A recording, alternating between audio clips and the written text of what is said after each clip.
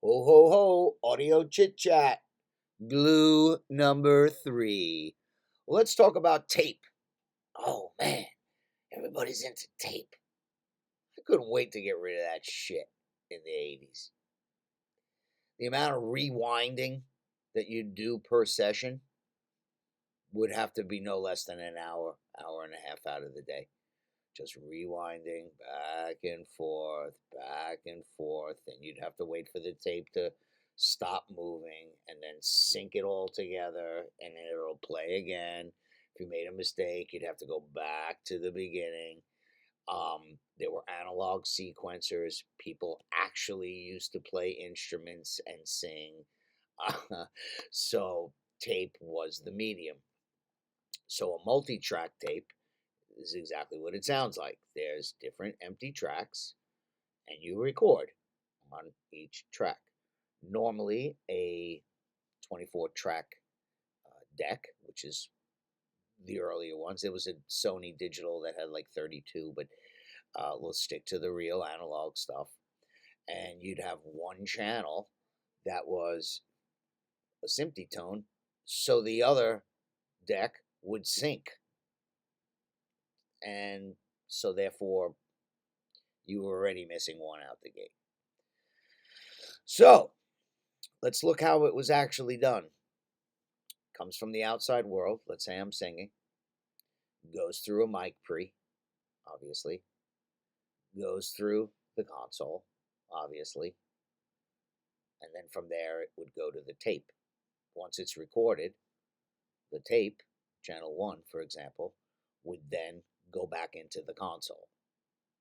So there was this analog glue right out the gate, because tape, not every piece of tape actually sounds the same.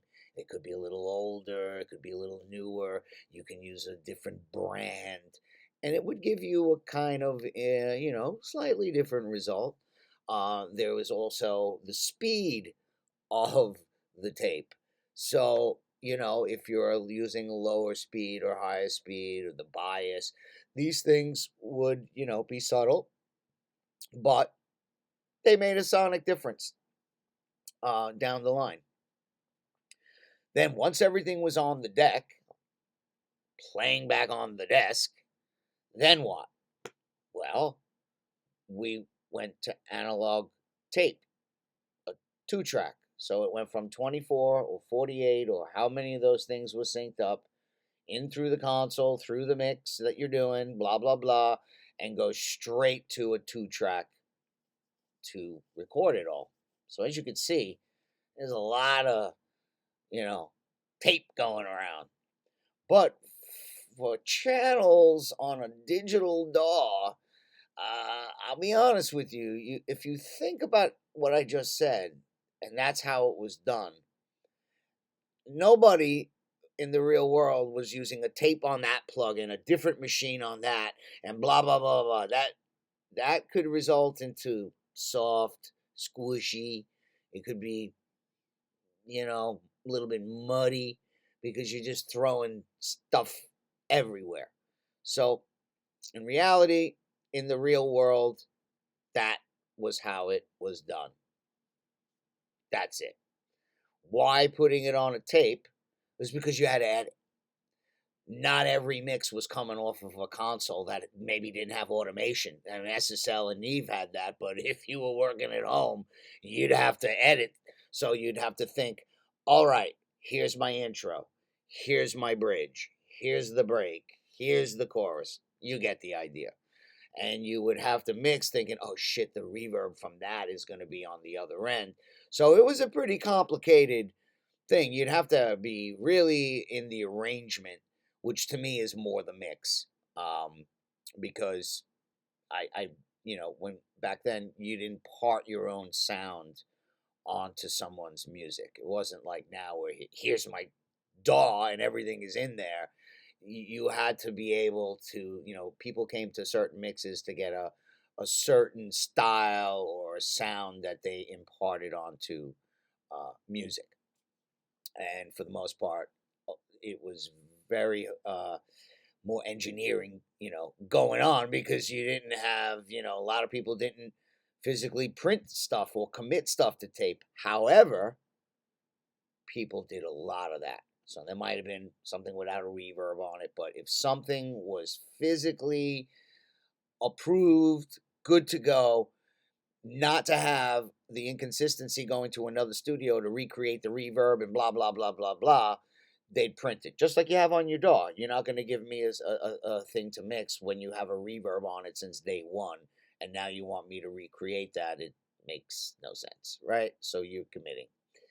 So now that you got that in your brain, how do you do this? Well, you would put a 2-track tape on your master fader. I like the Studer from Universal Audio. I was using that back in the day because that's what we had. And if we didn't have that, I would definitely request it. But all the studios I worked in had that particular deck. So think about it. Now you got all your analog channel strips like the video before. Everything is rocking. You can put a little bus compressor if you want. Might be a really good idea to try that. Maybe if you picked SSL, maybe an SSL bus compressor just to keep the consistency. Use it very lightly. For those of you who don't really know how to use compression, you might want to avoid it for this particular until you kind of get a better grasp of how to use it. And then you go to tape. You will get that tape saturation, that tape glue across everything going out, because you got to remember, everything was analog going to the tape, then it played back on the console, and then it went to a 2-track tape. So at the end of the day, if your mix bus is the last call for alcohol, you probably want it on that. You'd have to read the manual, read what the IPS, all the little functions. It's not many, so you won't be overloaded, but you can see different how the tape reacts by picking another reel of tape, the speed of the deck, and so you can find your way quite easily. Remember, hiss and tape, they go together. Noise, whatever it is. So if you're not into any of that, then the tape might not be the best solution for you. It's just when you guys start adding this tape across your mix and different, but we didn't have tape decks on inserts. It just didn't exist. Why would you bother? Everything is coming out glued, mix is tight, it's all gelled together, and then the tape would add that final little boop before the mastering. Then later the DATs came out, and what we would do is if the console had automation and needed editing, we'd still go to the tape, and then from the tape, once it was edited, we can go to DAT. If you had your whole mix organized and ready to go, we can bypass that tape and go straight to DAT. But you got to remember, there was no computer editing, so whether you went to DAT or not, if it was messed up, you'd have to put it to tape, edit it, and then send it back, or just leave the reel, and the mastering guy will master from the reel-to-reel tape, the half-inch.